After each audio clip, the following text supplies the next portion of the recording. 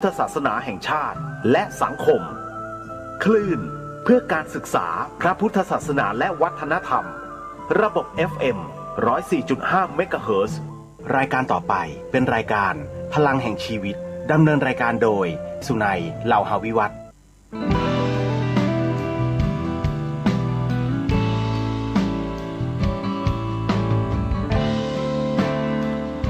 ลุกขึ้นมาฉายแสงเถิดชีวิตเป็นเช่นเจ้าสร้างขอต้อนรับเข้าสู่รายการพลังแห่งชีวิตรายการเพื่อการสร้างแรงบันดาลใจโดยผมสุนัย เหล่าหาวิวัฒน์ผู้ดำเนินรายการมาพบกับท่านผู้ฟังทุกวันเสาร์เวลา 11 โมงถึงเที่ยงทางสถานีวิทยุเพื่อการศึกษาพระพุทธศาสนาและวัฒนธรรมคลื่น FM 104.5 เมกะเฮิรตซ์ออกอากาศณวัดฝายหินจังหวัดเชียงใหม่สำหรับท่านผู้ชมที่ชมผ่านทางโทรทัศน์ออนไลน์นะครับหรือโซเชียลมีเดียท่านสามารถรับชมได้ทั้งทาง YouTube หรือ Facebook ครับโดยพิมพ์คำว่าวัดฝายหินภาษาไทยคราวนี้จะได้เห็นทั้งภาพทั้งเสียงแล้วครับรายการของเราเป็นรายการสดในช่วง15นาทีสุดท้ายก่อนหมดรายการท่านผู้ฟังสามารถที่จะโทรศัพท์เข้ามาซักถามได้ครับที่หมายเลข085-708-8122สำหรับวันนี้รายการพลังแห่งชีวิตนำเสนอท่านผู้ฟังในเรื่องชีวิตคือการเดินทางไม่ใช่จุดหมายปลายทางครับ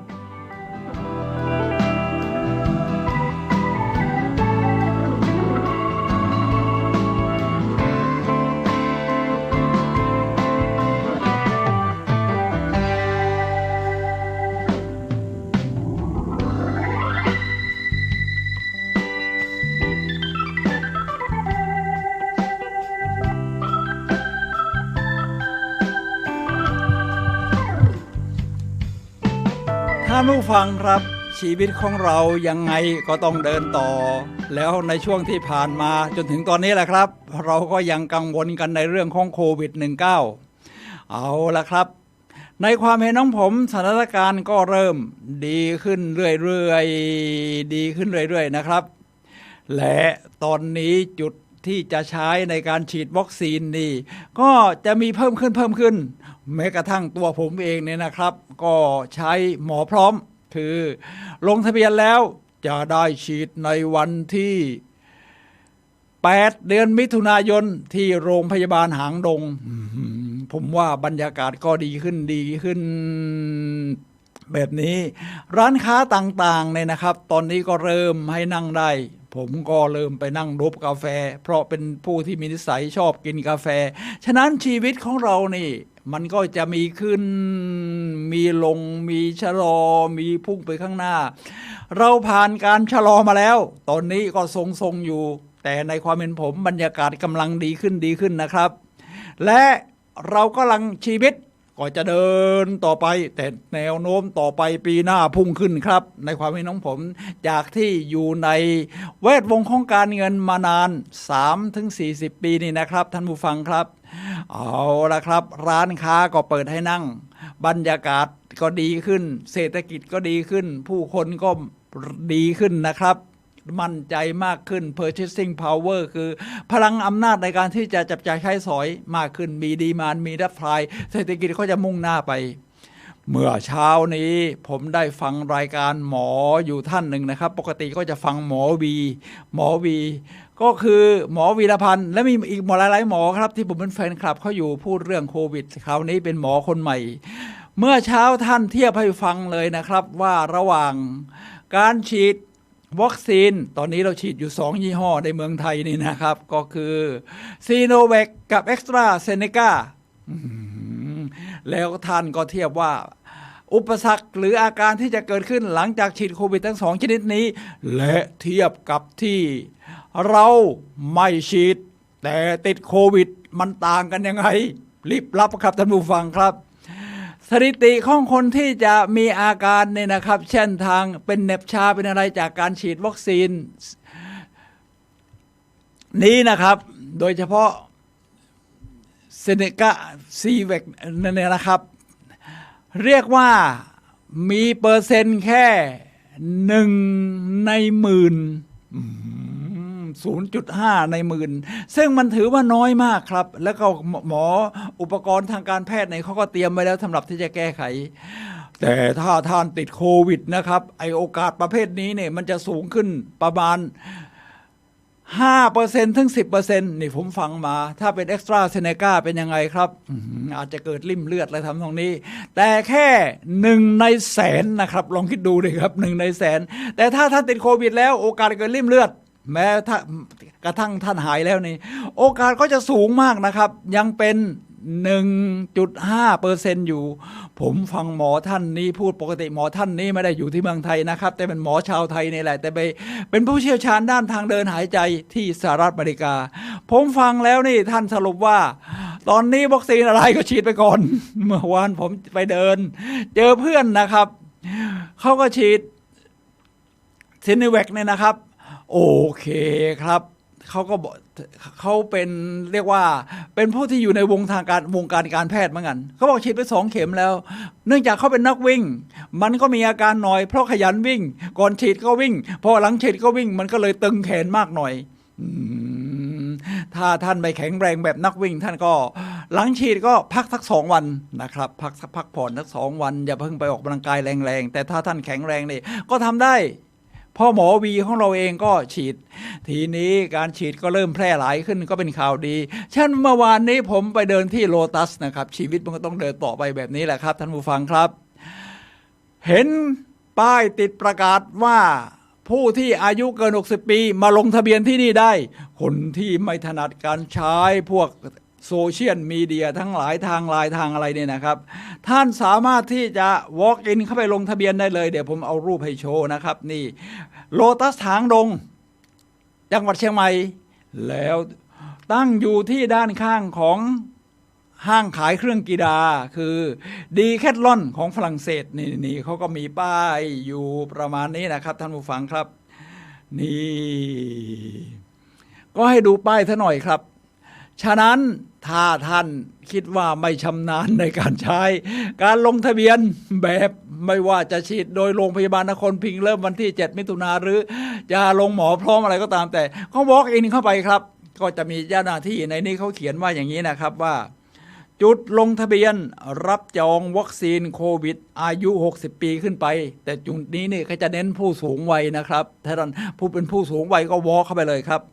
ก็ขอบคุณโลตัสนะครับหางดงจังหวัดเชียงใหม่ที่เรียกว่าสร้างสรรค์สิ่งดีๆเพื่อชุมชนนี่สร้างสรรค์สิ่งดีๆเพื่อชุมชนก็ให้เครดิตเขาด้วยครับและป้ายที่ว่าเชิญชวนรับจองฉีดโควิดนะครับนี่ก็ประมาณนี้ครับท่านผู้ฟังครับก็เรียกว่าการกระจายในการฉีดโควิดก็ดีขึ้นผมเจอเพื่อนที่เป็นหมอเป็นพยาบาลเนี่ยนะครับท่านก็บอกว่าการป้องกันหมู่เรียกว่าอะไรนะป้องกันหมู่อ่ะคือถ้ามีคนฉีดสัก 10% 20% 30% เนี่ยมันก็จะเป็นตัวบล็อกนะครับเช่นโควิดมาติดคนนี้ที่ฉีดไปแล้วมันก็จะมาถึงผมนี่ไอคนนี้ก็เป็นตัวกั้นเอาไว้ไม่มาแพร่กระจายให้ผมต่อฉะนั้นฉีดกันเยอะๆครับฉีดกันเยอะๆและเดือนมิถุนายนเนี่ยก็จะเข้ามาอย่างลูกสาวผมอายุยังไม่ถึง60ถ้า60แล้วพ่อจะเท่าไหร่ยังไม่ถึง60ตอนนี้ก็ลงทะเบียนที่จะฉีดแบบใช้โทรศัพท์ไปนะครับเขาบอกให้ลงได้ที่โรงพยาบาลนครพิงค์ก็จะได้รับการฉีดเดือนมิถุนายนเหมือนกันครับนี่คือสำหรับคนหนุ่มสาวนะครับก็จะฉีดกันที่สนามกีฬา700 ปีนี่ชีวิตคือการเดินทางไม่ใช่จุดหมายปลายทางเดินทางไปข้างหน้ามีความสุขระหว่างทางนี่แหละครับท่านผู้ฟังครับชีวิตก็มีขึ้นมีลงแบบนี้แหละครับเอาละครับหัวข้อของเราก็คือชีวิตคือการเดินทางไม่ใช่จุดหมายปลายทางเดี๋ยวเราจะดูรายละเอียดกันต่อนะครับ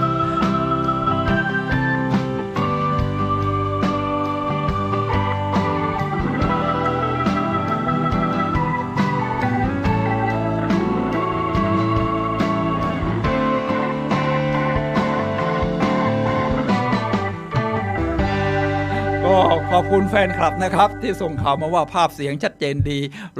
รวมทั้งพระอาจารย์พระครูสมุวิศวัตท่านก็บอกตอนนี้นี่ ส่งลิงก์มาให้เรียกว่าถ่ายทอดสดชัดเจนนี่เป็นห้องส่งใหม่ของเรานะครับที่วัดฝายหินนะครับของ FM 104.5 เมกะเฮิรตซ์ระบบนี้ก็เรียกว่าดีเดียวมีระดับนะครับ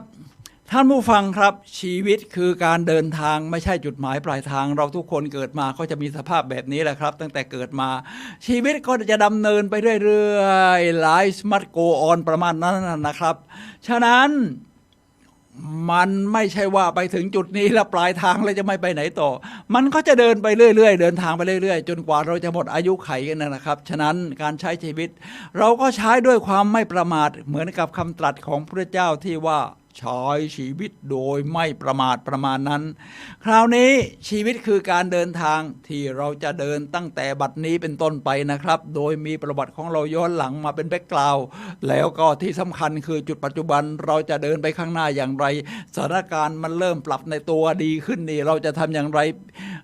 ระหว่างปีนี้นี่อีก 7-8 เดือนเราจะเดินทางกันยังไงปีหน้าพอธันวาคมฉีดวัคซีนกันครบทั่วในเมืองไทยแล้วนี่เราจะเดินกันยังไงต่อในช่วงนี้ผมจะนำเรื่องของบุคคลสำคัญที่เขาเรียกว่าใช้ชีวิตเป็นนะและรวมทั้งหนังสือดีๆที่พูดถึงแนวทางของการใช้ชีวิตรวมทั้งแม้กระทั่งภาพยนตร์ที่สอนใจเราคำพูดของนักปราชญ์เดี๋ยวสักครู่เราจะเข้าสู่รายละเอียดกันครับท่านผู้ฟังครับขอเริ่มอย่างนี้นะครับว่าชีวิตผมให้ความเห็นอยู่3ประเด็นครับคือว่ายอมรับอดีตของเราคือผมมีข่าวดีกับข่าวไม่ดีมาบอกจะเอาข่าวไหนก่อนแน่นอนข่าวไม่ดีเราเปลี่ยนแปลงอดีตของเราไม่ได้ครับท่านผู้ฟังครับแต่เราเปลี่ยนอนาคตได้ข้อที่2เคารพปัจจุบันทุกอย่างที่จะเกิดขึ้นในอนาคตและที่เห็นนึกย้อนหลังไปในอดีตเราทำอย่างณปัจจุบันฉะนั้นโมเมนต์ตรงนี้นะครับก็จะเป็นสิ่งสำคัญที่เราทำให้เราอยู่กับช่วงขณะผมอยู่ตรงนี้ผมกำลังทำหน้าที่ของดีเจก็พูด เหมือนที่ทนายความสุรชัยทนายความพบชาวบ้านก่อนหน้าผมเนี่ยบอกว่าพวกเราดีเจทั้งหลายเราเป็นนักพูดคนเดียว ผมก็เลยแซวท่านว่าพวกเรานี่เป็นมนุษย์ประหลาดชอบพูดคนเดียว แต่เดี๋ยวเปิด15 นาทีสุดท้ายก่อนหมดรายการเปิดได้โทรศัพท์เข้ามาก็โทรเข้ามาก็ได้นะครับจะได้คุยกันหลายๆคนเคารพปัจจุบัน3มุ่งมั่นสู่อนาคตนะครับยังไงเราก็ต้องมีความหวังชีวิตตั้งอยู่กับความหวังว่าเราจะมุ่งมั่นเดินหน้าไปอย่างไรฉะนั้น3ข้อยอมรับอดีตเคารพปัจจุบันมุ่งมั่นสู่อนาคตครับเพราะชีวิตคือการเดินทางไม่ใช่จุดหมายปลายทางผมจะยกตัวอย่างของบุคคลดังครับอีลอนมัสก์อีลอนมัสก์นี่รูปบนนี่นะครับอีลอนมัสก์นะครับนี่อีลอนมัสก์ครับรูปบนนี่นะครับอีลอนมัสก์นี่เป็นนักนวัตกรรมนะคือประดิษฐ์อะไรใหม่ๆอยู่เรื่อยเลยรวมโดยเฉพาะจรวดที่จะขึ้นไปดาวอังคารตอนนี้แกก็ยิงจรวดออกไปนอกอวกาศประเทศไปกลับได้สำเร็จแล้วนะแม้จะระเบิดไปครั้งหนึ่งแต่ก็ก้าวหน้าไปเรื่อยๆได้พูดไปอย่างนี้ว่าชีวิตนี้สั้นเกินไปที่คุณจะไม่ทำสิ่งที่คุณชอบฉะนั้นชีวิตคือการเดินทางคุณหาสิ่งที่คุณชอบก่อนนะหาสิ่งที่คุณชอบไม่ว่าคุณอยากเล่นดนตรีไม่ว่าคุณอยากจะเป็นจิตรกรหรืออยากจะเป็นนักพูดหรืออยากเป็นนักแสดงอยากนักเขียนไปอยากเป็นนักบัญชีนักกฎหมายอะไรก็ตามแต่นี่นะครับท่านผู้ฟังครับทำสิ่งที่เราชอบแล้วมันจะเกิดแพชชั่นเหมือนอีลอนมัสก์ว่าทีนี้ถ้าให้ดีต้องฟังนักร้องเพลงป๊อปยุคที่ผ่านมาสัก 10-20 ปีแล้วก็คืออย่างดังอยู่นะตอนนี้มาดอนน่ารูปร่างสุภาพสตรีนี่นะครับรูปสุภาพสตรีรูปร่างนี้ก็คือมาดอนน่าเธอเป็นนักร้องเพลงป๊อปที่ดังมีสไตล์การใช้ชีวิตของตัวเองเราก็ใช้ชีวิตแบบนี้ได้ครับมาดอนน่าพูดว่าอย่างนี้ครับว่ามีชีวิตอย่างเสือปีเดียวดีกว่าอยู่อย่างลูกแกะ100 ปีมีชีวิตอยู่อย่างเสือปีเดียวดีกว่ามีชีวิตอยู่อย่างแกะ100 ปีเป็นแกะก็เดินตามกันเป็นฝูง เดินตามกันเป็นฝูงแต่ถ้าเป็นเสือนี่ต้องไปตัวเดียวว่างั้นต้องไปตัวเดียวต้องกล้าที่จะเผชิญภัยจะกล้าเจอสิ่งท้าทาย มุ่งไปข้างหน้าในสไตล์ของสองคนที่ผมยกตัวอย่างมาเบื้องต้น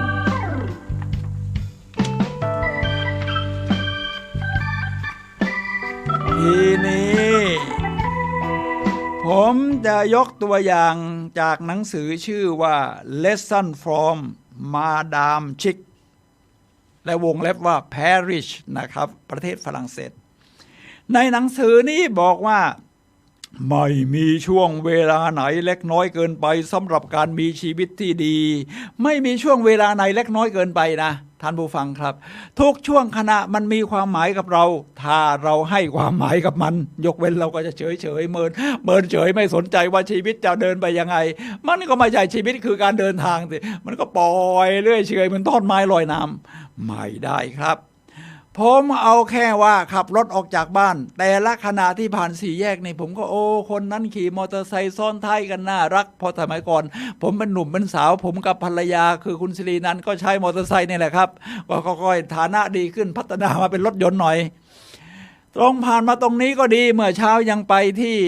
ร้านหน้าคณะเกษตรศาสตร์มหาวิทยาลัยเชียงใหม่โอ้ร้านนี้ตอนนี้เปิดให้นั่งก็เลยโชว์ซะหน่อยนะครับเปิดให้นั่งได้แล้วเพราะสถานการณ์เราดีขึ้นไงผมก็นั่งดบกาแฟขอบอกราคานะครับบอกแล้วก็คิดว่าท่านจะไปขึ้นราคานะพอแก้วละ40 บาทผมว่าก็สมราคาแหละเพราะว่าถึงแก้วละ40 บาทก็จริงนะแต่ว่าด้วยมันก็เล็กๆก็สมราคารสชาติเข้มข้นใช้ได้นี่ประมาณนี้นี่นั่งแอคชั่นอยู่นั่นนะครับเรียกว่าโดบกาแฟก่อนที่จะมาทำรายการวิทยุพลังแห่งชีวิตการเดินทางแต่ละชั่วขณะอย่างที่ว่าเนี่ยมันมีความหมายครับท่านผู้ฟังครับแล้วก็ผมเป็นคนชอบกินกาแฟตอนนี้ก็เลยไปซื้อกาแฟที่เรียกว่ายี่ห้อนี้ของเขาดีนะเวลาผมส่งออกไม่ได้เอามาด้วยของดอยคำนะเวลาชงนี่ใส่แค่2 ช้อนโอ้โหมันเข้มข้นครับนี่คนติดกาแฟเดี๋ยวเป็นตัวอย่างจากหนังสือ Lessons from Madame Chic วงเล็บ Paris ว่าไม่มีช่วงเวลาไหนเล็กน้อยเกินไปสำหรับการมีชีวิตที่ดีครับท่านผู้ฟังครับเรามาดูคราวนี้จะมาพูดเรื่องยาวนิดหนึ่งแต่ว่าเนื้อหาน่าสนใจมากก็คืออีริกสันนี่เป็นนักจิตวิทยานะครับท่านผู้ฟังครับโด่งดังมากในศตวรรษที่20กล่าวถึงอัตลักษณ์นะครับที่ทำให้เราแต่ละคนนี่ดำเนินชีวิตที่แตกต่างกันไม่ต้องเดินตามเหมือนกันนะเดี๋ยวมันก็จะกลายเป็นแกะ เสือมันก็จะไปทางของใครทางของมันแต่ว่าพอถึงที่จะเวลาที่จะร่วมมือเราก็มาร่วมมือกันได้ประเทศชาติที่ก้าวหน้าก็จะมีลักษณะแบบนี้นะครับคนมีนวัตกรรมแบบอีลอนมัสก์คนมีวิศวกรรมแบบบิลเกตอะไรเงี้ยเขาก็จะประดิษฐ์สิ่งที่ยอดเยี่ยมแต่ถึงเวลาที่จะร่วมมือเขาก็กลับมาร่วมมือกันได้นะครับอีริกสันบอกเรื่องอัตลักษณ์ว่าคนที่มองเห็นอัตลักษณ์ของตนเองอย่างเด่นชัดคืออัตลักษณ์นี่เป็นลักษณะเฉพาะตัวของเราที่เรามองเห็นนะในตัวเราเนี่ยนะครับว่าจะรู้ดีว่าอะไรคือความเชื่อหลักค่านิยมและเป้าหมายในชีวิตของเขาความเชื่อหลักนี่ความเชื่อนี่มันเป็นนามธรรมนะคือบางทีมันอาจจะจับต้องไม่ได้แต่ฉันเชื่อของฉันอย่างนี้นะฉะนั้นความเชื่อจะเป็นตัวจูงชีวิตของคุณที่สำคัญนะครับและก็ค่านิยม value ของฉันจะต้องเป็นคนซื่อสัตย์เป็นคนโปร่งใสชอบในการเดินทางแล้วจะได้รู้เป้าหมายในชีวิตว่าฉันอยากทำอะไรทำนองนี้นะครับเดี๋ยวนี้อาชีพเอาพูดถึงมันกลายเป็นอาชีพไปได้ก็จะมีอาชีพที่ไม่เหมือนแต่ก่อนเพราะเดี๋ยวนี้นี่เรียกว่า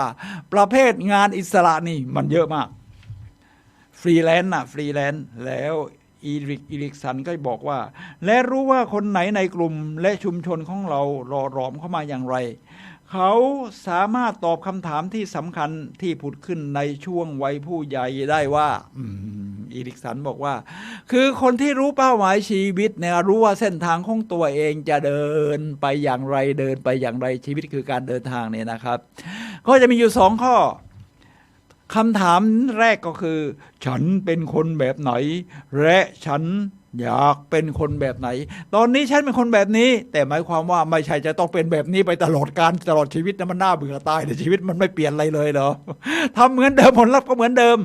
เราก็ต้องมีว่าคาดหวังว่าชีวิตของเราจะเปลี่ยนไปแบบไหนแล้วเราก็หาความรู้หาผู้คนที่เป็นตัวอย่างให้เราได้ในนี้ถึง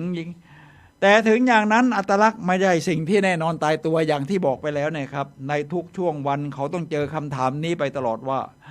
และกว่าจะถึงบั้นปลายชีวิตอาจไม่ใช่คำถามแต่ว่านี่เป็นคำถามที่สองว่าฉันอยากเป็นคนแบบไหนแต่อาจจะเป็นที่ผ่านมาฉันเป็นคนแบบไหนและฉันพอใจกับมันไหมถึงคุณพอใจหรือไม่พอใจคุณก็เปลี่ยนมันไม่ได้อยู่แล้วคุณก็ต้องเริ่มต้นตั้งแต่ตอนนี้และมุ่งมั่นสู่อนาคตเนี่ยนะครับตรงนี้จะเป็นจุดเปลี่ยนแปลงชีวิตที่สำคัญของเราที่ทำให้เส้นทางการเดินของเราเนี่ยนะครับมันเป็นไปตามในสิ่งที่เรียกว่าแพชชั่นที่ออกมาจากข้างในของเราคนที่ใช้ชีวิตนี่นะครับมีคำพูดดีๆอีกนะครับว่าคนที่ใช้ชีวิตสอดคล้องกับคุณค่าที่ตนยึดถือและบรรลุเป้าหมายในชีวิตจะรู้สึกได้ถึงความพึงพอใจในตัวเองที่เรียกว่า eco integrity ตามคำศัพท์ที่ริกใช้แทนที่จะรู้สึกว่าสิ้นหวังหรือ despair นะครับฉะนั้นเขาจะมีความรู้สึกพอใจกับตัวเองมีความหวังยังไม่ได้เป็นในตรงนั้นก็จริงแต่เขาก็มีเป้าหมายที่จะเป็นแบบนั้นมุ่งสู่เส้นทางในทางเดินของเขาชีวิตก็ปรับปรุงเปลี่ยนไปในทางดีขึ้นเรื่อยๆได้ไม่จำเป็นต้องถึงจุดหมายปลายทางก็ไม่ต้องเปลี่ยนไปไหน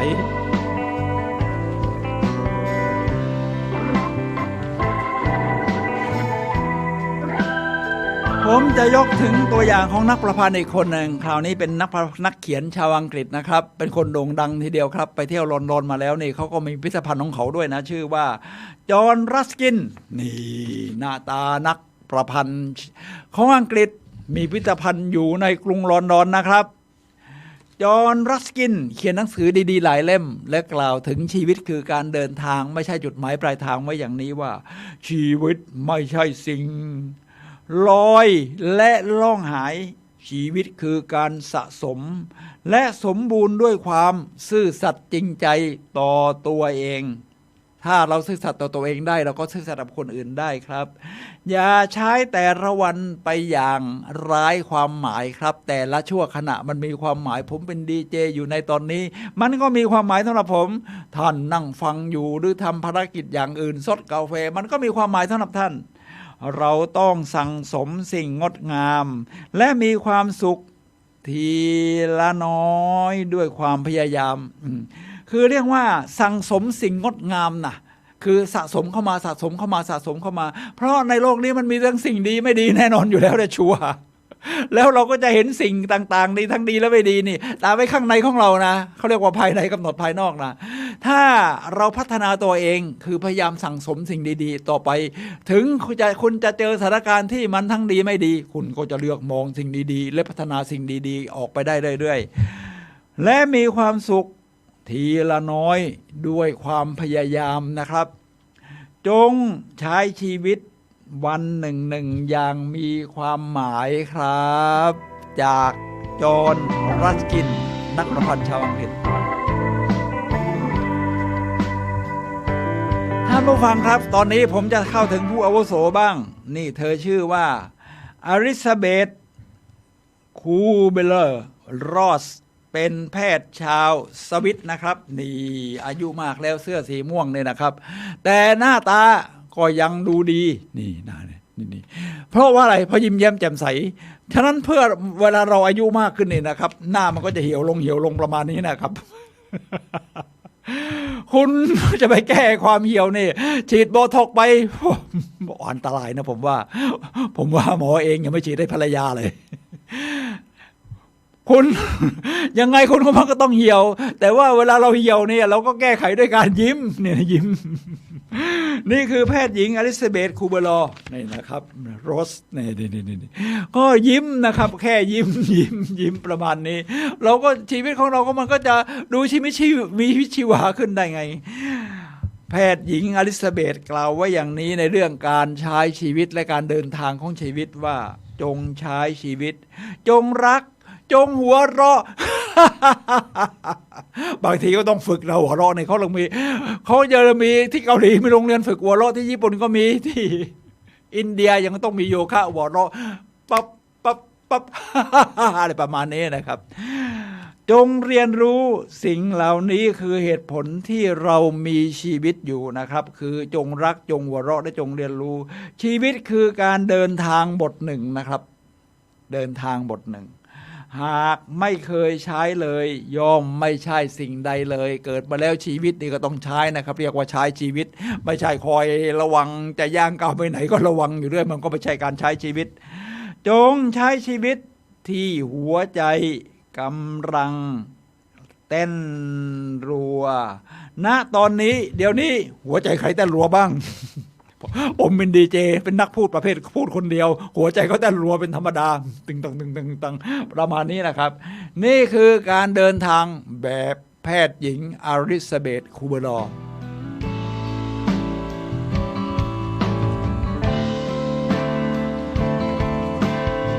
ลงนี้ผมเคยยกตัวอย่างนักขับรถที่ชื่อว่าเดนเอิร์นฮาร์ดให้ดูหน้าตาเขาหน่อยกำลังยืนกอดอกแต่งชุดนี่ภาพบนเนี่ยนะครับ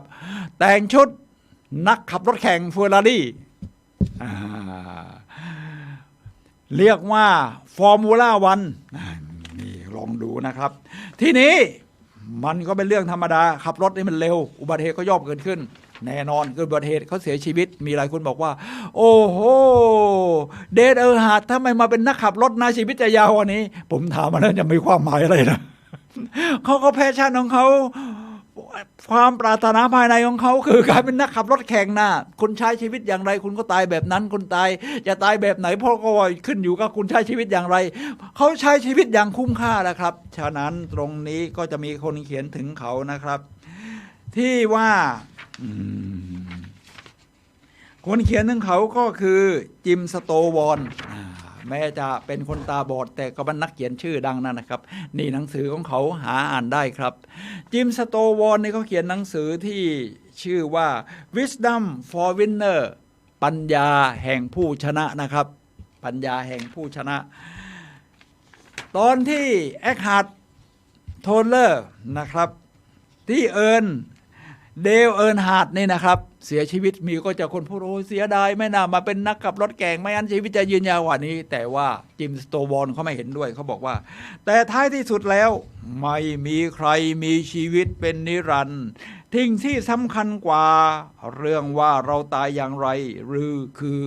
เราใช้ชีวิตอย่างไรต่างหากมันต้องออกมาจากแพชชั่นเขาเสียชีวิตแบบเดียวกับที่เขาใช้ชีวิตนั่นคือไล่ตามความฝันและแข่งกีฬาที่เขาเป็นหนึ่งในยอดฝีมือเดลเอิร์นฮาร์ดครับท่านผู้ฟังครับเดลเอิร์นฮาร์ดครับ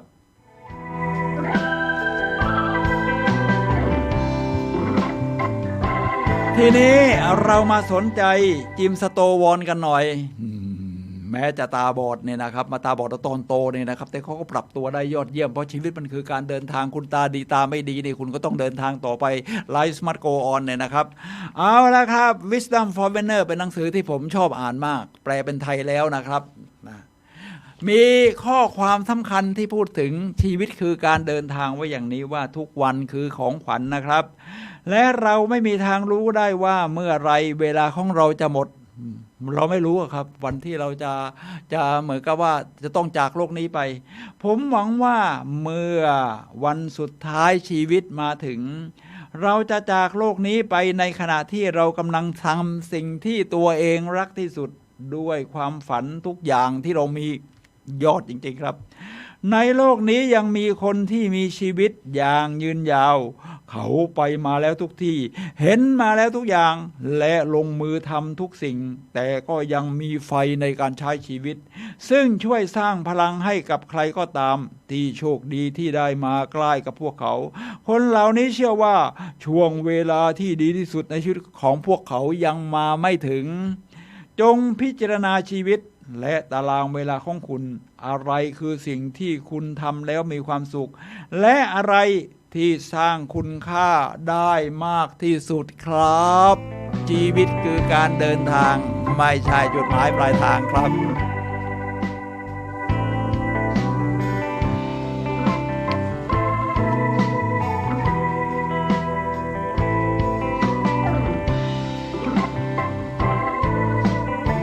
ท่านผู้ฟังครับขณะนี้ท่านกำลังรับฟังรายการพลังแห่งชีวิตรายการเพื่อการสร้างแรงบันดาลใจโดยผมสุนัย ลาหวิวัฒน์ครับผู้ดำเนินรายการ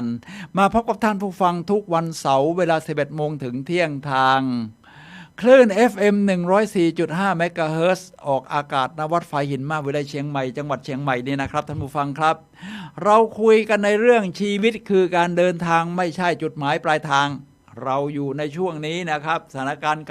กำลังคงอยู่มันยังไม่สุดเพราะที่สุดต่ำนี่มันผ่านมาแล้วเรากำลังจะมุ่งไปข้างหน้ากันอย่างไรเราจะเดินทางกันอย่างไรมันยังไม่ใช่ไม่มีจุดไหนที่เป็นจุดหมายปลายทางครับท่านผู้ฟังครับผมยกตัวอย่างบุคคลสำคัญที่กล่าวถึงชีวิตคือการเดินทางไว้คราวนี้ผมจะเอามาจากหนังสือบ้างครับในหนังสือนี้แปลเป็นไทยว่าคิดการใหญ่ให้ใช้กึ๋นนี่หนังสือไทยก็ชอบที่จะใช้ภาษาที่ถึงลูกถึงคนแบบนี้ครับคิดการใหญ่ให้ใช้กึ๋นน่ะแปลมาจากหนังสือภาษาอังกฤษนะครับที่ชื่อว่า Like Think Like an Athlete ก็คือคิดแบบนักกีฬาเพราะตัวอย่างของบุคคลในหนังสือนี้50คนเป็นนักกีฬาทั้งสิ้นทีนี้นักกีฬาที่ยอดเยี่ยมเนี่ยนะครับเขามีวิธีคิดในการเดินทางเส้นทางที่เขาชื่นชอบอย่างไรบ้างบางคนเป็นนักสกีกระโดดสูงเรียกว่าเวลานั่งคือใส่สกีที่เท้าแล้วเนี่ยนะครับแล้วก็ลงมาจากที่สูงนะครับที่มันลาดวูดแล้วขึ้นพุ่งออกไปผมเคยเห็นในวิดีโอนะแต่ก็ไปดูสนามจริงที่กรุงเฮลซิงกิประเทศนอร์เวย์เพราะผมนี่เป็นชอบนักเดินทางชอบเดินทางโอ้โหมันสูงมากนะแล้วคนที่จะฝึกลงมาจากที่สูงขนาดนี้ลงวู้ไปนี่นะครับผมว่าเขาต้องฝึกมาอย่างดีมีนักกีฬาอีกหลายประเภทไม่ว่าจะเป็นนักวิ่งนักมวยปล้ำนักว่ายน้ำเขาใช้ชีวิตในการเดินทางแต่ไม่ใช่จุดหมายปลายทางอย่างไรครับในนี้บอกว่าท้ายที่สุดแล้วความรู้สึกของคุณต่อการเปลี่ยนแปลงต่างๆที่เกิดขึ้นในชีวิตนั้นสำคัญว่าสิ่งที่จับต้องได้ในสายตาของชาวโลกนะครับสิ่งที่สำคัญคือข้างในเรานะครับว่าเรารู้สึกต่อการเปลี่ยนแปลงอย่างที่จะกระโดดสกีจัมป์นี่นะครับคุณก็ต้องเริ่มที่เตี้ยๆก่อนจริงไหมล่ะกลางๆแล้วค่อยสูงขึ้นไปหนังถ้าดูหนังเรื่องอีเกิลก็แปลนกอินทรีอ่ะคือเป็นนักสกีกระโดดแบบนี้นะครับแบบชาวอังกฤษถึงหิมะก็จะน้อยกว่าที่ประเทศอื่นๆก็ไม่ค่อยมีสนามแล้วก็เป็นเวลาไปซ้อมที่ไหนก็เหมือนตัวตลกแต่เขาก็มีความพยายามจนได้แชมป์โอลิมปิกนะครับก็ใช้สไตล์แบบนี้ว่าเราเปลี่ยนแปลงไปอย่างไรบ้างในชั่วขณะที่เราเดินทางของชีวิตนะครับมันที่คนอื่นมองเราก็สำคัญแต่ไม่สำคัญเท่าข้างในของเรานะครับท่านผู้ฟังครับว่าเรารู้สึกอย่างไรเราพัฒนาไปเรื่อยๆเรียกว่าเทียบกับศักยภาพภายในที่เรามี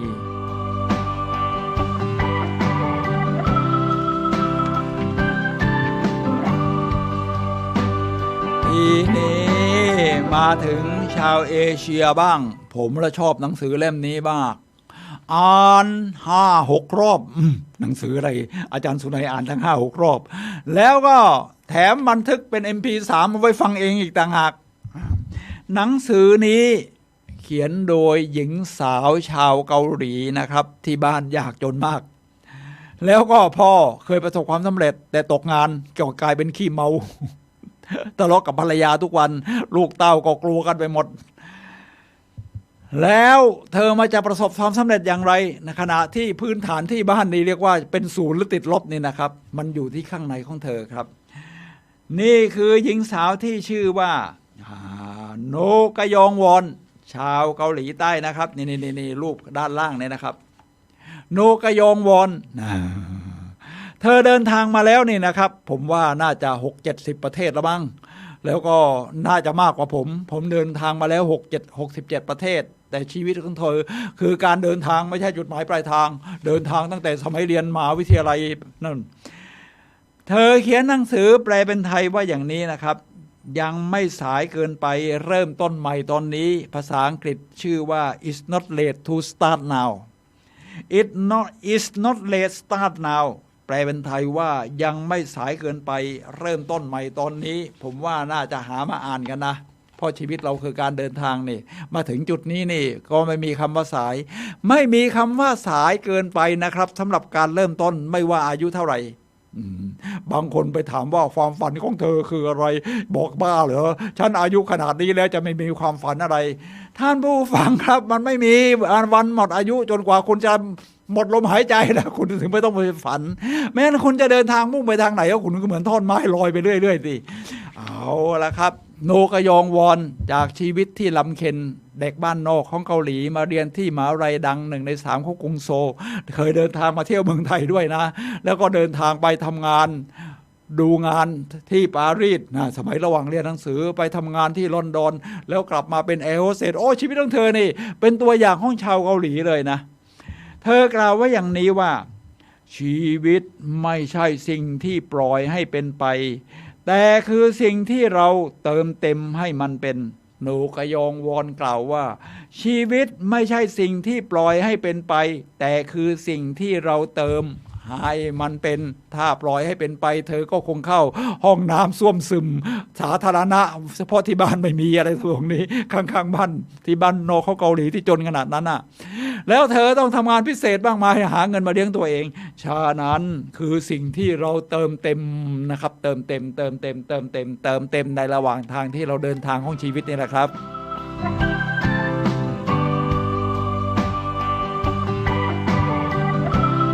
เมื่อคืนผมดูหนังผมเป็นคนชอบดูหนังนะครับเพราะสมัยเด็กๆหน้าบ้านผมมีโรงหนังอยู่2 โรงก็ดูกันจนติดโตขึ้นยังดูเลยครับอายุป่านนี้ยังดูภาพยนตร์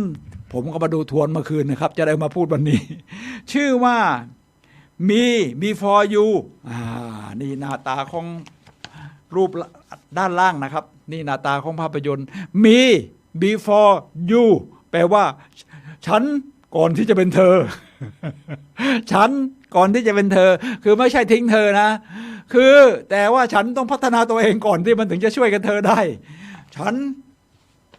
ก่อนที่จะเป็นเธอในภาพยนตร์เรื่องนี้นะครับพระเอกของเรา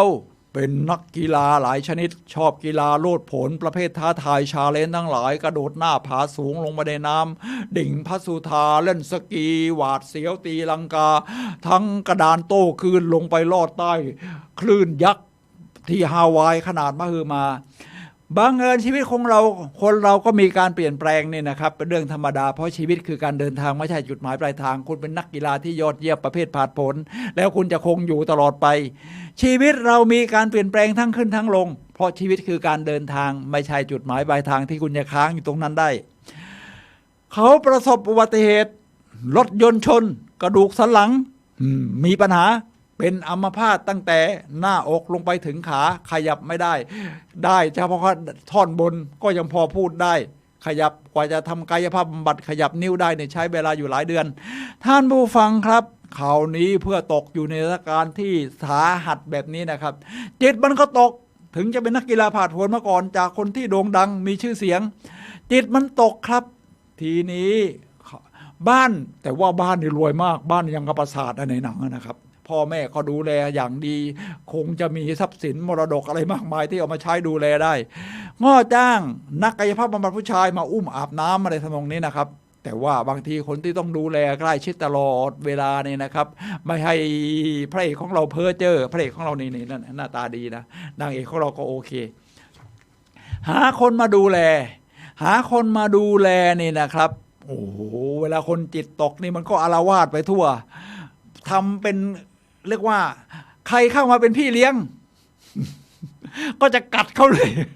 พูดจาเสียดสีย่อเย้ยถากถังอะไรตามตรงนี้สักพักเดี๋ยวก็ลาออกไปแล้ว5 คน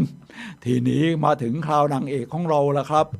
นางเอกของเราทำงานอยู่เป็นพนักงานเสิร์ฟอยู่ที่ร้านกาแฟร้านอาหารดูแลลูกค้าดีแต่ร้านเศรษฐกิจกำลังซบเซาคล้ายๆยุคโควิดที่ผ่านมาของเราเนี่ยนะครับหรือทั่วโลกนายจ้างก็เลิกจ้างเธอโอ้โหเกิดตกงานนี่แย่มากครับโอ้จิตตกเหมือนกันแล้วก็ไปสมัครหางานโน้นก็ไม่ถนัดงานนี้ก็ไม่ถนัดเขามีอยู่งานหนึ่งที่ว่านี่นะครับมาเป็นพี่เลี้ยงดูแลคนพิการ แต่บอกประวัติก่อนคนพิการคนนี้นี่มีพี่เลี้ยงลาออกแล้ว5 คนเธอเห็นว่ารายได้ดีเพราะเธอนิดมันนี่ต้องการเงินในขณะนั้นนะครับเธอยอมแต่ว่าเธอมาเริ่มจากจุดเริ่มต้นแทบรับไม่ได้ครับพระเอกนี่ทั้งเกเรใส่อะไรประมาณนี้นะครับตามภาษาคนจิตตกนางเอกของเราก็กำลังคนจิตตกอยู่เหมือนกันก็คิดจะลาออกหลายครั้งแต่ว่าเธอค่อยๆปรับตัวเธอชอบแต่งตัวชุดแฟชั่นมาให้พระเอกขำพระเอกก็ไม่ขำแต่ว่าก็ค่อยๆเรียนรู้ไปเรื่อยครับเรียนรู้ไปเรื่อยจนชนะจนกระทั่งนางเอกนี่เปลี่ยนตัวเองได้แล้วก็เปลี่ยนพระเอกได้นี่แหละครับนางเอกของเรานะครับมี before you เราต้องปรับข้างในของเราทีนี้ในหนังนี้เป็นอย่างไรครับมีคำพูดที่ยอดเยี่ยมครับบอกว่าภาพยนตร์มี before you บอกว่าคุณต้องไปเปิดมุมมองใหม่เรียกว่ามาเหมือนหนังดราม่านะครับโรแมนติกคืออยู่ใกล้ชิดกันแม้พระเอกจะพิการแต่หน้าตาหล่อเราเอามากส่วนนางเอกนั้นหน้าตาพอไปวัดไปว่าได้แต่ว่าก็ยิ้มเก่งปรับตัวได้เก่งพระเอกก็ปรับตัวตามในทางที่ดีขึ้นก็เรียกว่ารักชอบพอกันตามประเภทหนังดราม่าโรแมนติกเรียกว่าเอาละอยู่กับคนนี้ฉันก็ทำใจได้นะแต่พระเอกของเราเป็นคนใจกว้างครับหลังจากที่ปรับตัวได้จากความใกล้ชิดจากคนที่มี positive thinking แบบนางเอกที่ปรับเปลี่ยนข้างในของตัวเองก่อนมี before you นะครับพระเอกก็ปรับเปลี่ยนได้ก็คิดว่าไม่ควรจะยึดเหนี่ยวนางเอกเอาไว้เพื่อประโยชน์สุขของตัวเองเพียงอย่างเดียวเพราะตัวเองพิการแล้วควรปล่อยให้นางเอกไปในเส้นทางส่วนตัวเองนั้นปรับใจได้แล้วก็เป็นพี่เลี้ยงคนไหนมาก็คงไม่ไปเกเรใส่เขาอีกก็จะบอกว่าเอาละฉันจะต้องเลิกจ้างเธอนะเพื่อให้เธอเป็นไปสู่เส้นทางที่เธอชื่นชอบนางเอกก็เสียใจเป็นเรื่องธรรมดาแต่ว่าพระเอกตัดใจแล้วเนี่ยนะครับก็บอกในเนื้อเรื่องเขาอยากไปเที่ยวปารีสกันแต่ว่าก็ไม่ได้ไปเขาก็ส่งนางเอกไปเที่ยวปารีสแล้วก็มีจดหมายถึงแล้วก็เขาก็โอนเงินจำนวนหนึ่งเนี่ยนะครับให้กับรวยมากในพระเอกให้กับนางเอกในฐานะที่เอาใจใส่ปรับจิตปรับใจแม้จะโดนดูถูกเหยียดหยามมากมายก็ปรับใจได้ที่ดูแลจนพระเอกปรับจิตใจดีขึ้นมีคำพูดในจดหมายนั้นตอนที่นางเอกออกจากงานแล้วเนี่ยนะครับและกำลังอยู่ในปารีสว่าหนังนี้เป็นหนังของอังกฤษไงว่าคุณต้องไปเปิดมุมมองใหม่นี่จดหมายพระเอกถึงนางเอกนะคุณต้องไปเปิดมุมมองใหม่ชีวิตมีครั้งเดียวคุณมีหน้าที่ใช้ชีวิตให้เต็มที่นะรูทนางเอกชื่อรูทครับและพระเอกผู้พิการจากอุบัติเหตุพูดกับนางเอกนะครับชีวิตมีครั้งเดียวคุณมีหน้าที่ต้องใช้ชีวิตให้เต็มที่ไปเปิดมุมมองใหม่ใช้ชีวิตให้คุ้มคลักผลักดันตัวเองอย่าจมปลักใส่ถุงน่องลายขวางเธอชอบแต่งตัวไงคือจะไปเรียนมหาวิทยาลัยแต่ไม่มีปัญญาไม่มีเงินตอนนี้น่าจะเรียนได้แล้วอย่างพระที่นางเอกชอบอย่างภาคภูมิใจการได้รู้ว่าคนเป็นคนมีศักยภาพเป็นสิ่งวิเศษจดหมายจากพระเอกถึงนางเอกก่อนลาโลกนี่ผมสรุปอย่างนี้นะครับในหนังนี้บอกว่าชีวิตที่มีความสุขชีวิตที่ดีที่หนังพยายามสื่อสารออกมาในตอนแรกที่ดู ทั้งคู่ผมคิดว่าผมสรุปได้เรียบร้อยแล้วออกมาว่ามี before you นั้น คือขอพูดคำนี้อีกคำครับ คุณต้องไปเปิดมุมมองใหม่ชีวิตมีครั้งเดียว คุณมีหน้าที่ใช้ชีวิตให้เต็มที่เหมือนกับเรานี่แหละครับ ผมด้วยเปิดมุมมองให้เต็มที่เป็นเส้นทางที่อยู่ระหว่างการเดินทางในชีวิตของเราครับท่านผู้ฟังครับชีวิตคือการเดินทางไม่ใช่จุดหมายปลายทางครับขณะนี้เราอยู่ในช่วงเวลา12 นาทีสุดท้ายก่อนหมดรายการท่านผู้ฟังสามารถโทรศัพท์เข้ามาซักถามได้ครับที่หมายเลข0857088122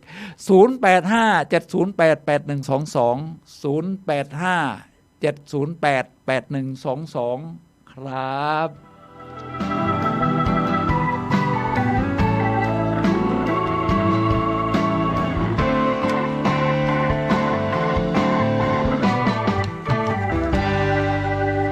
ขอต่ออีกนิดหนึ่งภาพยนตร์ You Before Me นะครับเอาละครับเดี๋ยวผมจะกล่าวถึงตอนท้ายนะเพราะมีคำพูดดีๆตอนนี้จะตัดมาที่หนังสือดีๆเล่มอื่นกันบ้างหนังสือดีๆนี้ตรงนี้หนังสือที่ชื่อว่าน่าจะเป็นภาษาฝรั่งเศสนะครับ Le Loup Secret de Fourmis ของเบอร์นาร์ดเวบเบอร์นี่หน้าตาหนังสือประมาณนี้นะครับเป็นรูปมดนี่ชอบเดินทางอยู่แล้วคลานไปคลานมา ไม่มีจุดหมายปลายทางถึงจุดหมายปลายทางแล้วนี่ได้น้ำหวานแล้วก็ต้องเดินทางต่ออีกท่านผู้ฟังครับในหนังสือนี้พูดถึงชีวิตคือการเดินทางไม่ใช่จุดหมายปลายทางว่าจงคิดอยู่เสมอว่าจะใช้ชีวิตอย่างไรนะครับผมคิดทุกวันนะครับว่าแต่ละวันเนี่ยผมจะใช้ชีวิตอย่างไรผมมีแผนล่วงหน้านะครับอย่างออกมานอกบ้านวันนี้เนี่ยนะครับทำหน้าที่ดีเจเราจะแวะระหว่างทางตรงไหนกาแฟอะไรที่เราจะพอไปเสพโดบได้บ้าง แต่ราคาอย่าไปแพงมากนะเพราะเรานิยมของราคาประมาณนี้หลังจากนั้นกินอาหารออร์แกนิกเสร็จจะไปทำอะไรต่อดูหนังสือในร้านไหนจะเดินทางกันยังไงประมาณนี้นะครับในหนังสือนี้บอกว่าไม่ว่าเรื่องใดก็จงทำเถิดจะเล็กน้อยแค่ไหนก็ไม่เป็นไรจงทำชีวิตของคุณให้มีความหมายก่อนความตายมาเยือนให้ชีวิตมีความหมายนะครับคุณไม่ได้เกิดมาโดยเปล่าประโยชน์จงหาให้พบว่าคุณเกิดมาเพื่ออะไรจงจำไว้ว่าการเกิดมาของคุณไม่ใช่เรื่องบังเอิญนะครับท่านผู้ฟังครับเราเกิดมาในรวมทั้งผมทั้งท่านด้วยใครก็ตามไม่ใช่เรื่องบังเอิญหาความหมายของชีวิตในเส้นทางระหว่างทางที่เราเดินไปครับ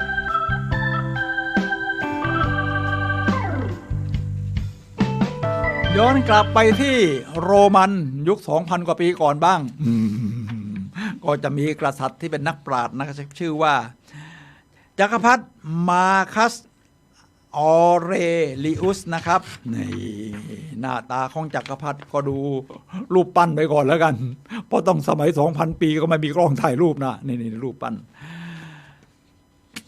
จักรพรรดิโรมันนะครับมาคัสออเรลิอุสเนี่ยครับเป็นทั้งปราชญ์กรีกโบราณนะครับและจักรพรรดิลำดับที่16เอาละครับกล่าวไว้อย่างนี้นะว่าเกี่ยวกับการใช้ชีวิตเนี่ยแหละครับท่านผู้ฟังครับชีวิตมนุษย์เป็นไปตามความคิดของคนผู้นั้นนะครับเป็นไปตามความคิดของคนผู้นั้นนะครับเราเห็นสถานการณ์เดียวกันเช่นสถานการณ์โควิดเนี่ยนะครับมันมีทั้งแฟกต์นิวส์คือข่าวที่ปลอมแปลงขึ้นมาเพื่อสะท้อนใจคนเขียน คือข่าวหลอกลวงพูดง่ายๆกับข่าวที่หมอจริงๆออกมาพูดเสียงจากปากหมอเลยก็ยังมีคนไปตัดต่อทำเป็นแฟกต์นิวส์คนที่มีความคิดติดลบเนี่ยนะครับมันก็ไม่จะไปหาประเภทแฟกต์นิวส์คนที่มีจิตใจเปิดกว้างมี positive thinking ก็จะไปหาข่าวที่สร้างสรรค์ว่าเราจะป้องกันโควิดฉีดวัคซีนแล้วมันจะดูดีอะไรยังไงฉะนั้นจักรพรรดิมาคัสออเรลิอุสบอกว่าชีวิตมนุษย์เป็นไปตามความคิดของคนผู้นั้นและเส้นทางที่เขาเดินไปตลอดชีวิตก็เป็นไปตามความคิดของเขานั่นแหละ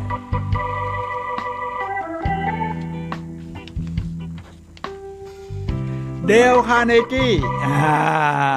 นักพูดชื่อดังและนักเขียนด้วยในยุคศตวรรษที่18ว่านี่เดลคาร์เนกี้หน้าตาประมาณนี้นะครับ ผมชอบอ่านหนังสือเขาตั้งแต่ตอนเด็กๆละ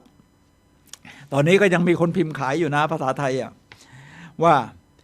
มีใครคนหนึ่งตั้งคำถามเดลคาร์เนกี้ปรมาจารย์ด้านความสำเร็จว่าบทเรียนยิ่งใหญ่ที่สุดในชีวิตของคุณคืออะไรเดลคาร์เนกี้ก็ตอบว่าบทเรียนที่ยิ่งใหญ่ที่ผมเรียนรู้คือเราต้องรู้ว่าตัวเองคิดอะไรอยู่เห็นความคิดตัวเองนะเมื่อคุณรู้ว่าคุณคิดอะไรคุณจะรู้ว่าคุณเป็นคนแบบไหนคุณเป็นคนแบบที่คุณคิดนั่นแหละเพราะสิ่งที่คุณคิดสร้างตัวคุณเราล้วนสามารถเปลี่ยนแปลงชีวิตได้ด้วยการเปลี่ยนความคิดจากข้างในของเราก่อนครับท่านผู้ฟังครับเพื่อเราจะได้เดินเส้นทางที่มันใช่สำหรับเรา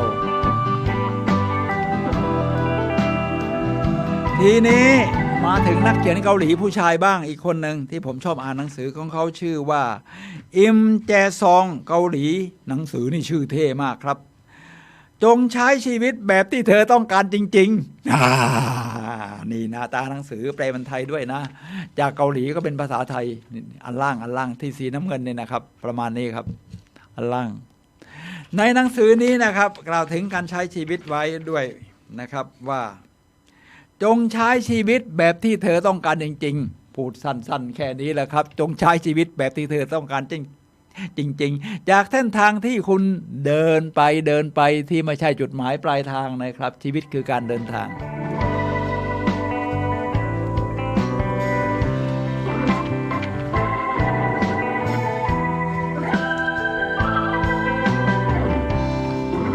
ท่านผู้ฟังครับ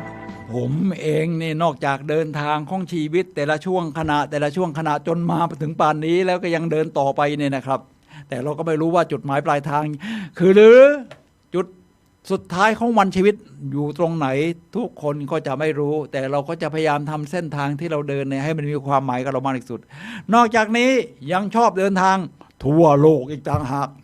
ตามกำลังทรัพย์ที่เรามีนะตอนนั้นเป็นผู้บริหารของสถาบันการเงินมันก็พอมีรายได้ดีก็เดินทางไปเยอะแล้วครับ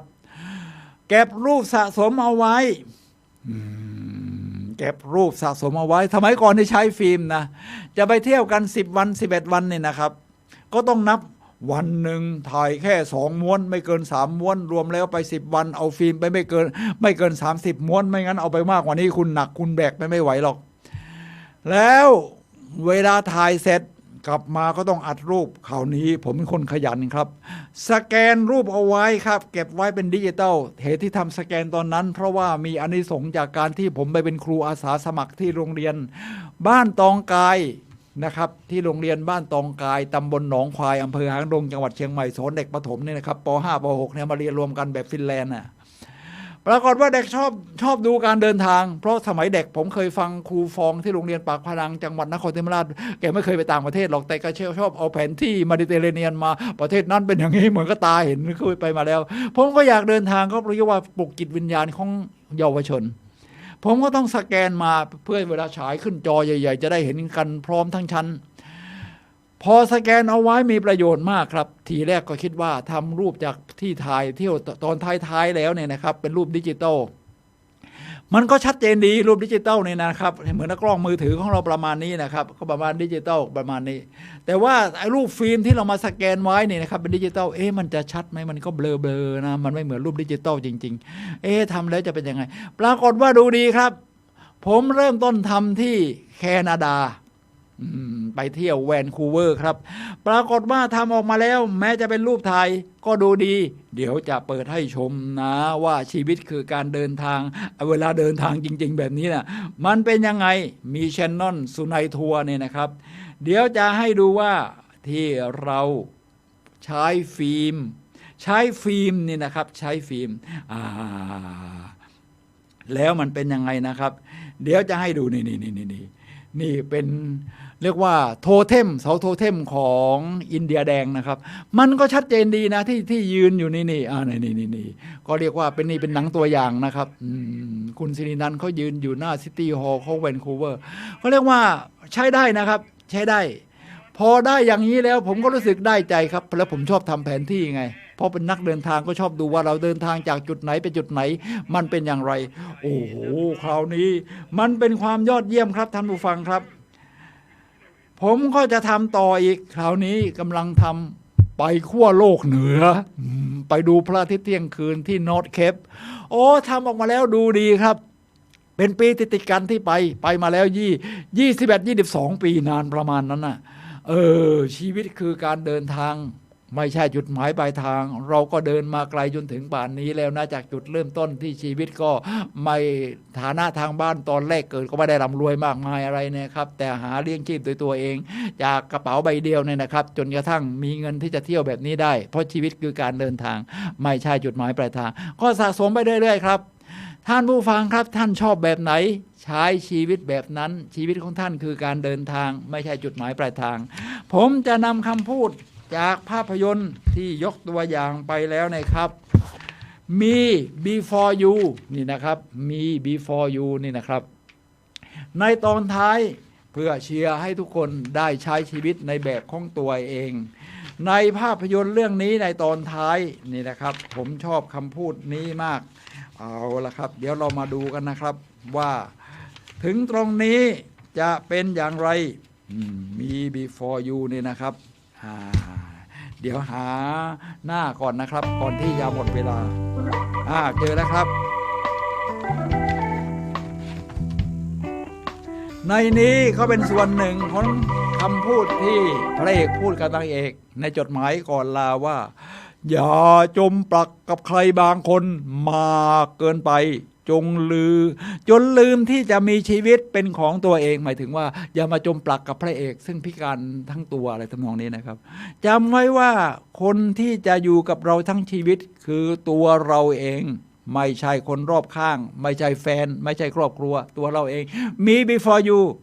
ออกไปดูโลกกว้างออกไปใช้ชีวิตไปค้นหาตัวเองไล่ตามความฝันทำสิ่งที่อยากทำชีวิตคนเราเกิดมาครั้งเดียวใช้มาให้คุ้มชีวิตคือเกินการเดินทางไม่ใช่จุดหมายปลายทางครับท่านผู้ฟังครับสุดท้า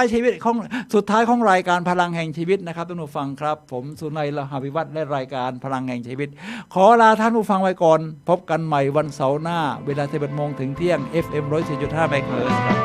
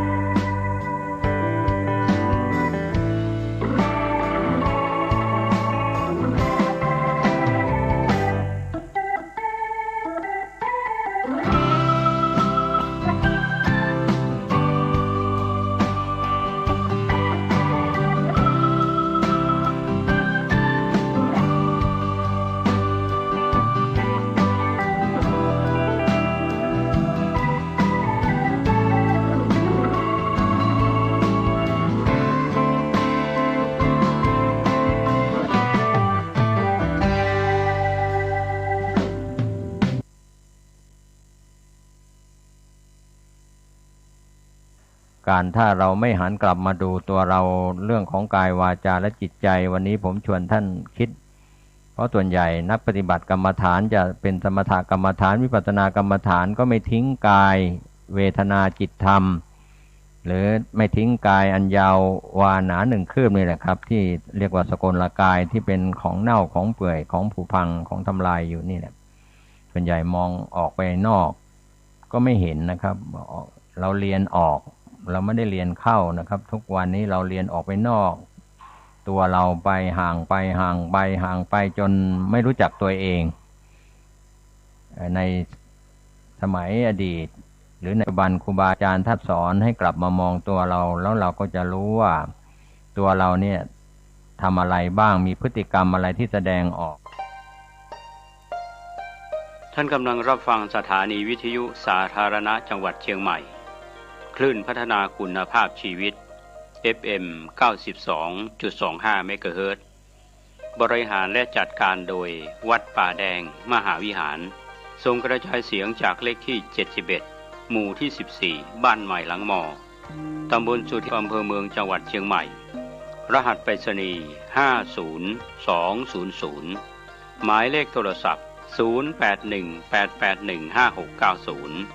0520000636-7สวัสดีครับท่านผู้ฟังที่เคารพวันนี้ผมเกษตรเพชรสำริดวิทยากรนำเรื่องราวดีๆชวนท่านคิดพิจารณา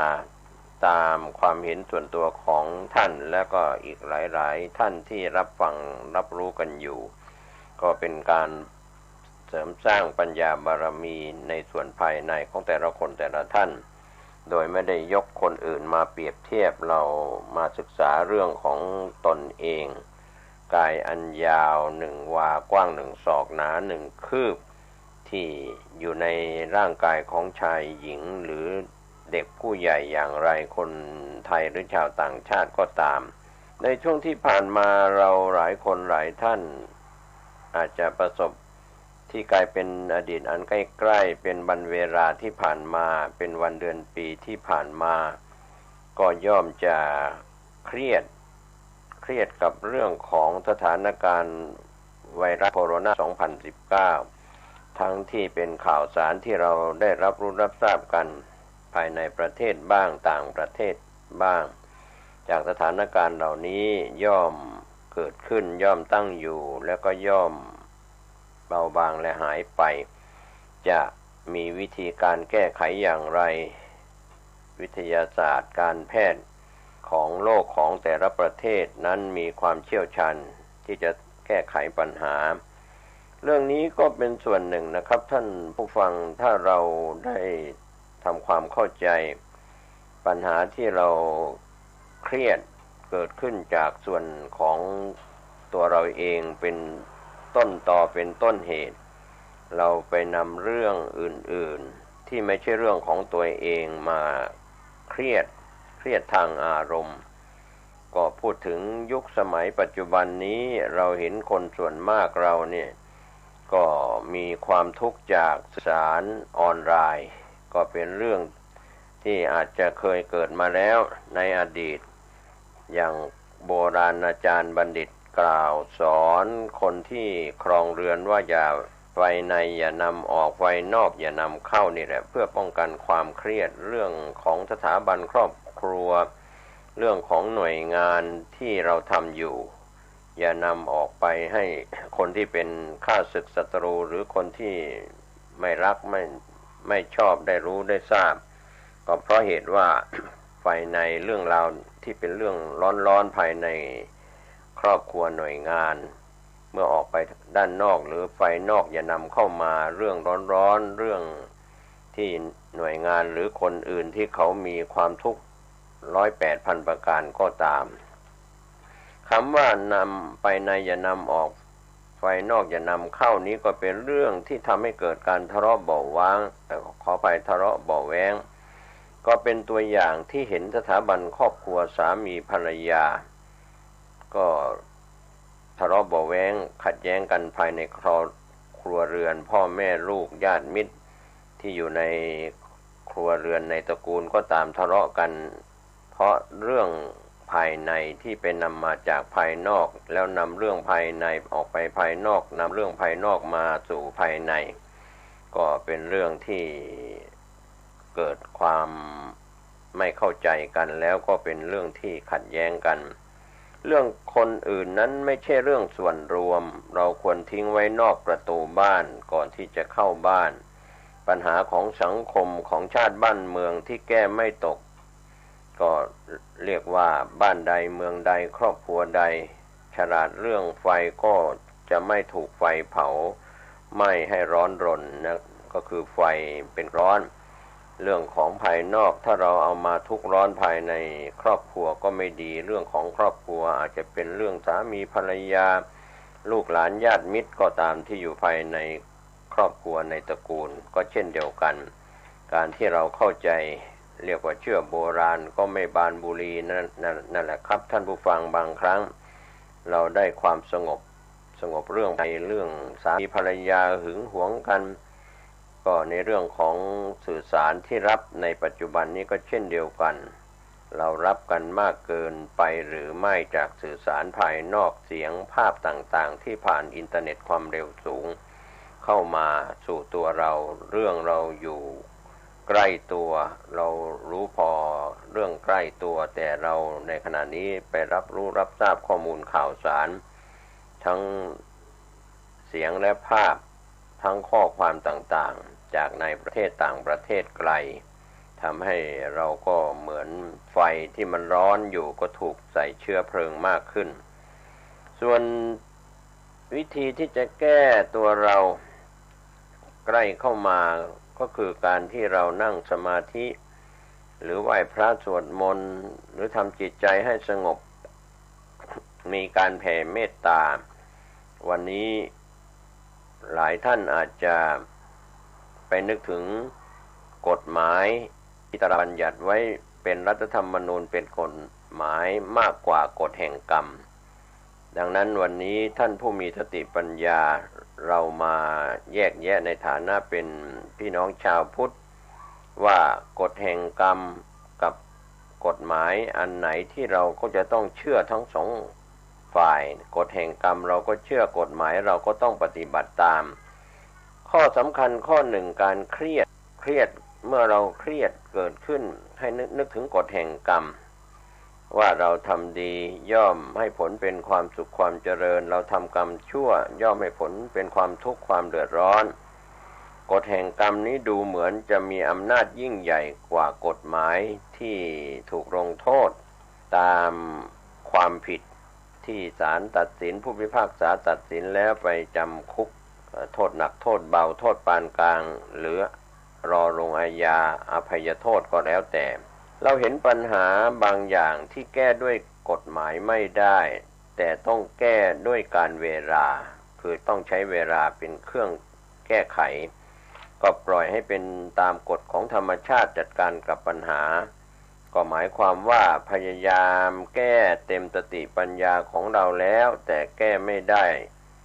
ก็ขอให้เราที่เป็นนักแก้ปัญหาจะเป็นลุงป้าน้าอาหรือญาติผู้ใหญ่หรือใครก็ตาม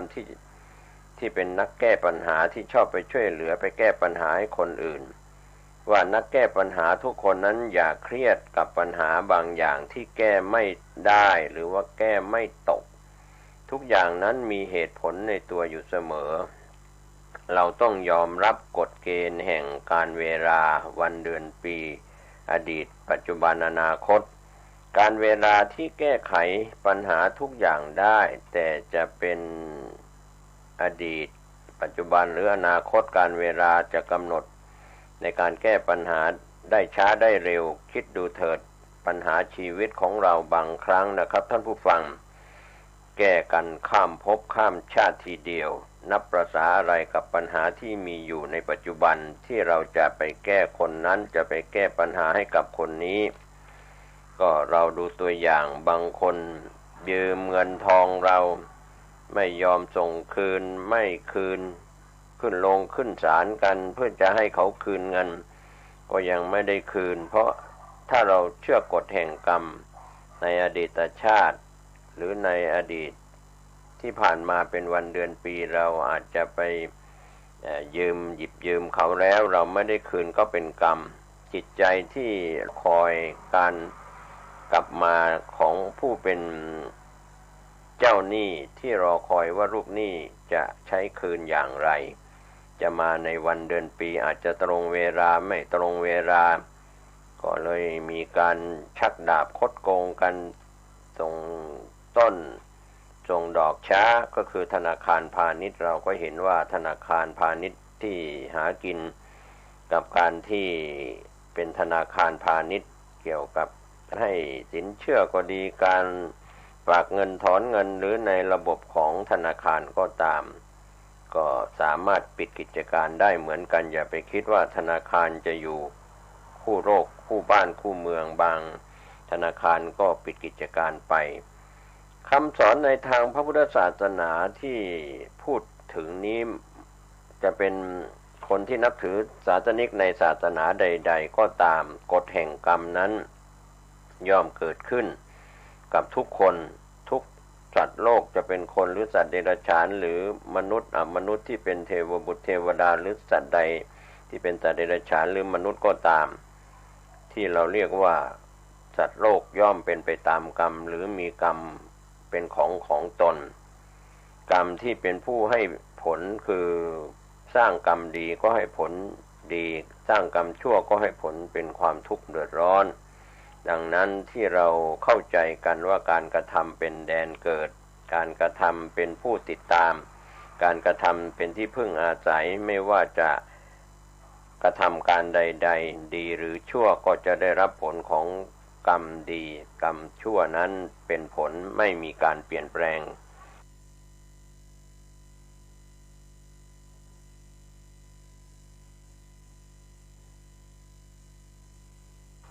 คิดได้อย่างนี้แล้วก็จะเกิดความใจไม่ต้องเครียดระหว่างการเชื่อกรรมกับการปฏิบัติตามกฎหมายของบ้านเมืองดังนั้นอาชญากรรมคดีอุกชะกันทั้งหลายก็คนที่ทำผิดแล้วก็ได้รับโทษไปตามกฎหมายกบิณบ้านกบิณเมืองของแต่ละประเทศก็มีนิติรัฐเป็นกฎหมายของดังนั้นตั้งแต่เจ้าหน้าที่ของรัฐ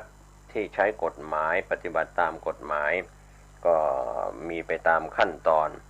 ผู้ที่ใช้ช่องว่างของกฎหมายก็ทำมาหากินเป็นนักค้าความเป็น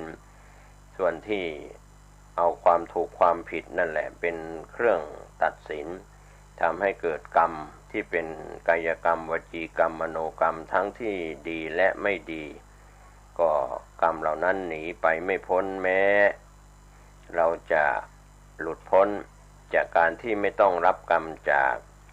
คำพิพากษาหรือศาลตัดสินจะตัดสินโดยชอบธรรมไม่ชอบธรรมอย่างไรก็เป็นอีกเรื่องหนึ่งก็ถือว่าต้องรับกรรมแต่กฎหมายนั้นก็คงเป็นมาตราที่มนุษย์เรากำหนดขึ้นคนส่วนใหญ่ยอมรับกันเรียกว่าทำประชาพิจารณ์กันแล้วร่างเป็นกฎหมายแล้วก็ยอมรับกันก็เพื่อจะให้หมู่ใหญ่กับคนส่วนใหญ่ที่เห็นชอบปฏิบัติตามแต่คนส่วนน้อยก็อาจจะไม่ยอมปฏิบัติตามกฎหมายก็มีแต่กฎแห่งกรรมจะเป็นคนดีคนร้ายก็ตามที่ทำดีก็ต้องเป็นผลดีที่ปรากฏเป็นความสุขความเจริญแล้วทำกรรมชั่วก็เป็นผลแห่งความทุกข์ความเดือดร้อนดังนั้นภาษิตของคนพาลจึงพูดอยู่เสมอว่าทำดีได้ดีมีที่ไหนทำชั่วได้ดีมีถมไปอย่างนี้ก็เป็นภาษิตของคนพาลก็เขาไม่ยอมรับเรื่องของกรรมการกระทำดีการกระทำชั่วแล้วก็ผลของกรรมดีกรรมชั่วจึงพูดหรือปลุกระดมสอนคนอื่นให้ไม่เชื่อกรรมว่าทำกรรมดีได้ดีมีที่ไหนทำกรรมชั่วได้ดีมีถมไปนี่ก็เรียกว่าเป็นภาษิตของคนพาลไปพาลชนคนชั่วก็จะพาตัวไปสู่ความหายนะสร้างความวิปฏิสารความเดือดร้อน ก็เครียดอีกนะครับบางคนบางท่านก็ไปเชื่อนักวิชาการที่เป็นคนพาลก็มีไม่ใช่เป็นบัณฑิตเพราะว่าเป็นบัณฑิตตามใบกระดาษแต่ว่าไม่ได้เป็นบัณฑิตในเรื่องคุณศีลคุณธรรมดังนั้นวิธีคลายเครียดในเรื่องของสิ่งที่เป็นธรรมชาติที่สำคัญก็คือความเห็นที่เสมอกันในเรื่องของสิ่งที่เราจะอยู่ร่วมกันกับคนอื่นต้องเผชิญกับความยากความลำบากที่เราอาจจะพูดไกลตัวไปหน่อยหรือใกล้ตัวไปหน่อยคำว่าสังสารวัฏการเวียนว่ายตายเกิดใน31ภพ31ภูมินี้เรียกว่าวัฏฏะการเวียนว่ายตายเกิดต้องเกิดอยู่ในครรภ์ต้องกินอาหารต้องดูแลกายใจขันธ์ห้าต้องถูกโรคภัยไข้เจ็บเบียดเบียนต้องแก่ต้องเจ็บและสุดท้ายก็ต้องตายทุกคนต้องตายอย่างนี้ความตายเป็นที่สุดจุดหมายปลายทางของชีวิตเหมือนกันหมดไม่ว่าผู้นั้นจะยากดีมีจนเขาและเราก็ไม่ต่างอะไรกันเราก็ไม่ต้องเครียดเพราะน้อยใจไปอิจฉาเขาไม่เครียดไปโกรธเขาหากแต่มองให้เห็นปัญหาต่างๆของแต่ละคนมีไม่เหมือนกันชีวิตเขาก็เหมือนกับตัวเราจริงอยู่แม้จะเป็นเรื่องทำได้ยากหากเราต้องตกอยู่ในภาวะที่เรียกว่าถูกเอารัดเอาเปรียบมากๆแต่ต้องคิดเรื่องอย่างนี้ไว้บ้างเพราะสิ่งที่ทำได้ยากเมื่อเราทำได้เราอาจเป็นผู้ได้รับประโยชน์ทางด้านจิตใจโดยตรงเหตุนี้เองพระพุทธองค์จึงสอนให้เจริญมรณานุสติเป็นกรรมฐานระลึกนึกถึงความตายอยู่เสมอก็จะมองเห็นว่าการตายนั้นเป็นสิ่งที่เกิดขึ้นกับสิ่งที่มีชีวิตทั้งมนุษย์อมนุษย์ทั้งหลายของมนุษย์นั้นอาจจะมีการเกิดการแก่การเจ็บการตายของอมนุษย์ที่เป็นเทวดานั้นก็เกิดโดยโอปปาติกะแล้วก็ตายโดยโอปปาติกะไม่ปรากฏในการที่เรียกว่าระหว่างเกิดกับตายที่คือแก่แล้วก็การเจ็บป่วยไม่มีสำหรับที่เป็นอมนุษย์ที่เกิดโดยโอปปาติกะอาจจะเป็นเทวดาอินพรหมยมยักษ์อะไรต่างๆแต่ถ้าเรากลับมามองมนุษย์เราหรือสัตว์เดรัจฉานเนี่ยมนุษย์เราจะเป็นเศรษฐีที่ร่ำรวยที่สุดก็ไม่มีใครเอาสิ่งใดไปด้วยแม้คนที่รักที่สุดมีบุตรธิดาภรรยาสามีญาติพี่น้องพ่อแม่ปู่ย่าตายายก็ไม่มีใครจะช่วยใครได้ทิ้งทรัพย์สมบัติไว้ข้างหลังไม่มีใครชวนใครไปได้แม้การเกิดแก่เจ็บตายตายก่อนตายหลังก็ไม่สามารถที่เราจะรู้ได้ว่าใครจะตายก่อนตายหลังก็เรียกว่าสิ่งเหล่านี้เป็นการกำหนดเป็นบทสรุปในชีวิตไม่ได้ก็จะทำให้เราเมื่อนึกถึงความตายว่าเราจะตายกันทุกรูปทุกนามทุกคนผู้เป็นพ่อก็ตายผู้เป็นแม่ก็ตายผู้เป็นลูกก็ตายปู่ย่าตายายบรรพบุรุษเราก็ตายไปแล้วพ่ออุ้ยแม่อุ้ยลุงป้าน้าอาญาติพี่น้องเพื่อนสนิทมิตรสหายก็ตายชีวิตเมื่อมีจุดจบที่สุดจุดหมายปลายทางคือความตายเราก็จะคลายเครียดก็ในส่วนนี้เรามองในตัวตนเราจะแสวงหาความสุขที่อยู่ในใจเราได้อย่างไรในรอบข้างสถานการณ์ที่เรามีความทุกข์กายจากการที่ไม่มีจะกินไม่มีจะใช้เรียกว่ารายจ่ายมากกว่ารายรับเรียกว่าไม่พอกินไม่พอใช้แต่ในส่วนของคนทุกข์ยากที่อยู่อย่างลำบากนั้นเขาก็มองเฟ้นหาความสุขจากการมีน้อยกินน้อยสุขจากการนอนหลับสุขจากการที่อยู่ในครอบครัวพร้อมหน้าพร้อมตากันท่ามกลางความลำบากก็มีเรียกว่า